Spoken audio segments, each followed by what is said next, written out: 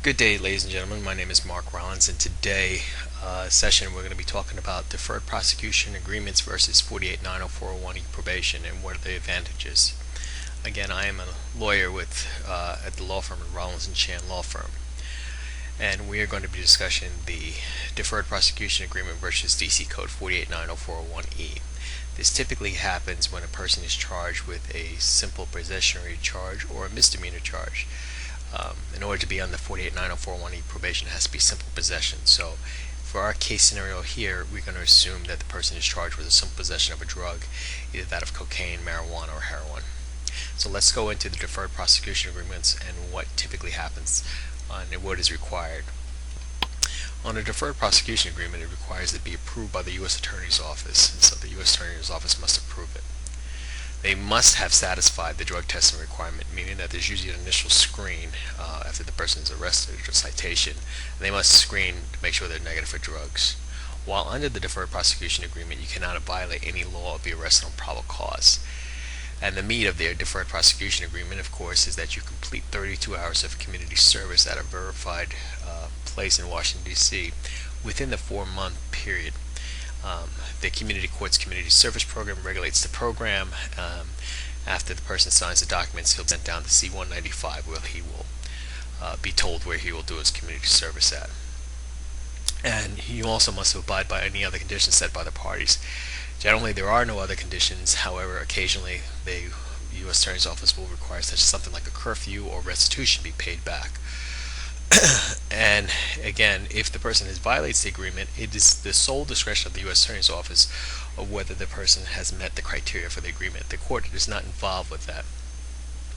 And the defendant has to acknowledge that there was probable cause for the case to go forward. Sorry about that. And lastly, there is a waiver of a speedy trial right during the duration of the agreement. Of course, this is not really even an issue, since if you complete the agreement within the 4 months, the case will be dismissed. But it's to let you know that your speedy trial rights will not be going on here. You essentially waiver them as you've entered in a deferred prosecution agreement with the U.S. Attorney's Office. Now, the major points on a deferred prosecution agreement, and I want to make this clear, is that there's no entry of guilt in open court, meaning you're not entering a plea of guilt. You're not going on the court record and saying that you did it. And so there's no court involvement. Essentially, the agreement is between the parties. The court just wants to make sure that all the parties are operating within the bounds of the law. The big deal under a deferred prosecution agreement over that of a 90401E probation is that the person does keep an arrest record. So even though the case is dismissed at the end of the 4-month period, there will still be the arrest record, and I'll go into that towards the end of our session. And the conclusion, there's no conviction, but there is an arrest.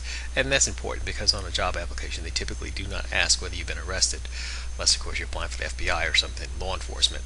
But typically most jobs just want to know whether you've ever been convicted, and you can answer that question, no, you've never been convicted. However, you have been arrested. Now, on the DC Code 4890401E probation, you must plead guilty or be found guilty after trial. It has its advantages because you can go to trial and you can still be given 4890401E probation. 4890401E probation is a special part in the DC Code that allows the record to be expunged completely, so you won't have an arrest. You won't have a arrest or a conviction under your record. The reason why a lot of attorneys don't like the 4890401E is because you actually have to go into court and plead guilty. And after the plea of guilty, the judge is given the discretion of whether to award the 4890401E probation. Of course, a lot of those factors will be how he's doing in the community, what things he's done, and how he's better in his life now, and whether in fact he no longer has an issue with drugs.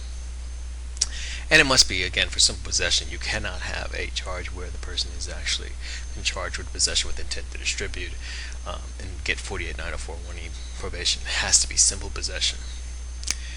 And you cannot have been convicted of any prior drug charge in any jurisdiction. So if you've had a prior possession charge on your record, you cannot get 4890401E. So the major points of 4890401E is that it's a complete expungement of the record, so that if you complete the period of probation, and remember the probation will go up to 1 year, but if you complete the period of probation, then you will not have a record. And there will be no conviction to show up on the public record. I'm going to go over that towards the end to show you where you would find that information at. And the other big point is that it's discretion with the judge of whether to grant. So a lot of it rests in the hands of the Superior Court judge. So even though the prosecution may allocate for probation, they may even agree to give you 904-1E probation. If the judge disagrees, then you will not get it. So the major points between the two: 904-1E probation, remember, it's no conviction or arrest if you complete the probationary period. The probation could be up to 1 year, and it's discretion with the judge. And you cannot have a prior conviction or any type of conviction on your record. And the other factor is that you will be on probation during that time period. Now, what does it mean to be on probation? That's a whole chapter in itself, but essentially you would have a probation officer where you'd have to check in and things like that. On the Deferred Prosecution Agreement, it's discretion with the U.S. Attorney's Office as to whether they give you that agreement. It's a 3-page agreement, and I think we'll have a copy of that towards the end of this series as well. It's for 4 months, and if you complete it during the 4 months, the 32 hours community service, then the case will be dismissed. And the benefit is that you're not on probation, so you have no other conditions while doing the community service. So during the 4-month period, your only obligation will be to make sure that you complete the 2 hours. Okay, ladies and gentlemen, what I'm going to do now is I'm going to show you a public record. I'm going to go to dccourts.gov, and here we are on Google, and I pull this right up, and their website should come up. And this is the DC Superior Court's website for it's their public record, so that you want to access records. And this would be the screen here is to access public records. And I'm going to plug in a very common name. I'm going to use John Smith. I'm sure it's a common name in any jurisdiction, and see what this person has in terms of a record. I pull up this John Smith, and it looks like I'm going to click on this one. It's a misdemeanor case, and I'm going to click on that. And as you notice here, the case came in on June 1st, and it was dismissed on August 2nd.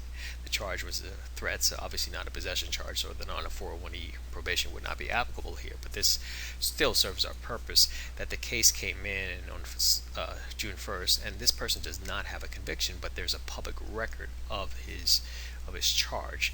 And so, as you can see, the case, even though it was dismissed on August 2nd, the public is still able to access this individual's record.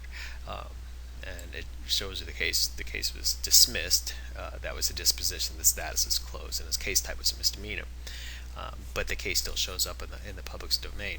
Now, if the person was given 48904-1E and this was a probation charge, I would not be able to pull this up at all. You wouldn't even be able to get to this record. And so that's the major difference. What I perceive as a really major and a sticking point as to why an individual may say, I want 48904-1E over Deferred Prosecution Agreement, because this is exactly under the Deferred Prosecution Agreement. You will still be able to pull this information up on the public's domain. Okay, well, I hope this information has been helpful for you today. My name is Mark Rollins, and I look forward to hearing from you, and you feel free to watch more of our videos and more to come. Thank you.